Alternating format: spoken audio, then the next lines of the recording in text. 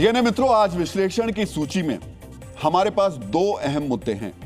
पहला ईरान और दूसरा हिंदुत्व। एक तरफ मुस्लिम देश ईरान में प्रदर्शनकारी चुन चुनकर मस्जिदों में आग लगा रहे हैं और दूसरी ओर हमारे देश में ऐसे वैचारिक कट्टरपंथी हैं जो दुनिया के तमाम बड़े मुद्दों को छोड़कर हिंदुत्व के खिलाफ एजेंडा चला रहे हैं। इस दूसरे मुद्दे पर हम बाद में आएंगे, लेकिन पहले एक इस्लामिक देश में कट्टरपंथ के खिलाफ हो रही जन क्रांति का विश्लेषण करेंगे। मित्रों, आज हम विस्तार से चर्चा करेंगे कि मौलानाओं के कट्टरपंथ ने लोगों को कितना प्रताड़ित किया कि आक्रोश में मुसलमान ही मस्जिद में आग लगा रहे हैं। आज हम उस बौद्धिक पाखंड से भी पर्दा उठाएंगे जो भारत में मस्जिद गिराने के झूठ को नैरेटिव बनाकर पूरी दुनिया में पेश करता है, लेकिन खलीफा के देश में मस्जिद जलाए जाने की घटना पर शातिराना चुप्पी ओढ़ लेता है।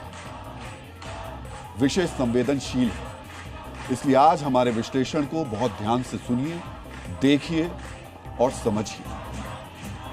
मित्रों, ईरान में मौजूदा सरकार के खिलाफ चल रहे विरोध प्रदर्शन और आम ईरानी के आक्रोश की तस्वीरें पूरी दुनिया देख रही है। प्रदर्शनकारी सरकारी इमारतों को आग लगा रहे हैं, सरकारी संपत्ति को सुहा कर अपने गुस्से का इजहार कर रहे हैं।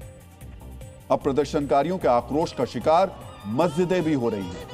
वो मस्जिद जहां प्रदर्शनकारी ही इबादत करने जाते थे, जो इस्लामिक धर्म स्थल हैं, जो मुसलमानों के लिए सबसे पवित्र जगह है, उन मस्जिदों को जलाया जा रहा है। और वो भी कोई एक मस्जिद नहीं रही, शहर शहर ऐसी घटनाएं हो रही हैं। ईरान इस्लामिक देश है। खामनेई के मुल्क में करीब 99% आबादी मुस्लिम है। फिर ऐसे देश में मस्जिद में आग क्यों लगाई जा रही है? क्यों प्रदर्शनकारी अपनी ही आस्था स्थल को अग्नि ज्वाला में फूंक रहे हैं? मित्रों, कुरान में कहा गया है कि अल्लाह ने मस्जिदों, गिरजाघरों और अन्य इबादत स्थलों की रक्षा का आदेश दिया है। पैगंबर ने युद्ध में भी इबादत गाहों को नष्ट करने से मना किया है। सोचिए, जिसे कुरान में निषिद्ध किया गया है, ईरान में वही हो रहा है। ईरान इस्लामिक वर्ल्ड का खलीफा बनना चाहता था। उस खलीफा के देश में मुसलमान अब तक 30 से ज्यादा मस्जिदें फूंक चुके हैं। सोचिए, इस आंदोलन में अब तक 30 से ज्यादा मस्जिदें जलाई जा चुकी हैं। इस्लामिक आक्रांताओं ने भारत में हजारों मंदिरों को तोड़ा, मूर्तियों को खंडित किया। उसकी वजह धार्मिक थी, क्योंकि इस्लामिक आक्रांताओं के लिए हिंदू विधर्मी थे, काफिर थे।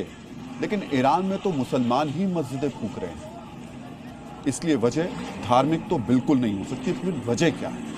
इसका विश्लेषण हम विस्तार से करेंगे, लेकिन पहले आपको बताते हैं कि कट्टरपंथियों के मौलाना शासन से नाराज ईरान प्रदर्शनकारियों ने किन किन प्रसिद्ध मस्जिदों को गुस्से की आग में राख कर दिया। डीएनए मित्रों, इनमें सबसे प्रमुख मस्जिद है अल रसूल मस्जिद। आप मेरी बाईं तरफ इस वक्त जलती अल रसूल मस्जिद की तस्वीर देख रहे हैं। आग की लपटें मस्जिद की मीनार से भी ऊंची हैं। मस्जिद को जलता देख प्रदर्शनकारी तालियां बजा रहे हैं, ड्रम बजा रहे हैं और आजादी का नारा लगा रहे हैं। डीएनए मित्रों, ध्यान दीजिएगा, ये तस्वीर उस तेहरान से आई है जो खामनेई की इस्लामिक स्टेट की राजधानी है, जो इस्लामिक सत्ता की शक्ति का केंद्र है। उस देश में जहां 99% मुसलमान हैं, उसी तेहरान में इस मस्जिद का आग में सुहा हो जाना बड़ी घटना है। समझिए, अल रसूल मस्जिद शिया इस्लाम की बड़ी मस्जिद है। इस मस्जिद में आयतुल्लाह अली खामनेई ने कभी नमाज पढ़ाई थी।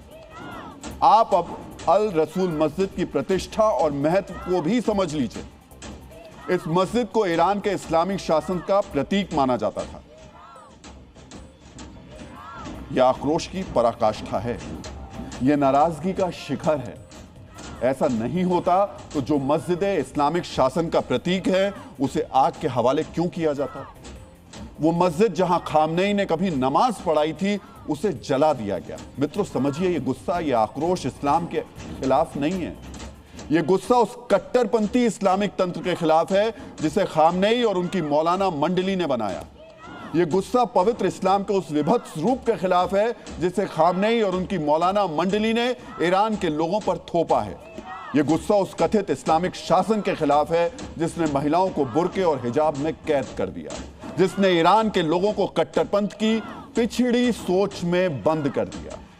मित्रों, कुरान के सूरा अल हज में कहा गया है कि जो लोग कुफ्र करते हैं उनके लिए आग के कपड़े काटे जाएंगे, उनके सिर पर उबलता पानी डाला जाएगा जो उनके पेट और चमड़ी को जला देगा।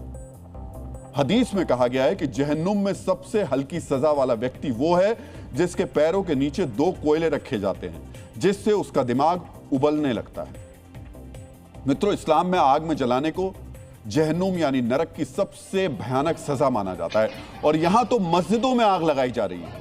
यानी अब खामनेई और उनकी मौलाना मंडली के खिलाफ ईरान के आम लोगों के आक्रोश को समझा जा सकता है।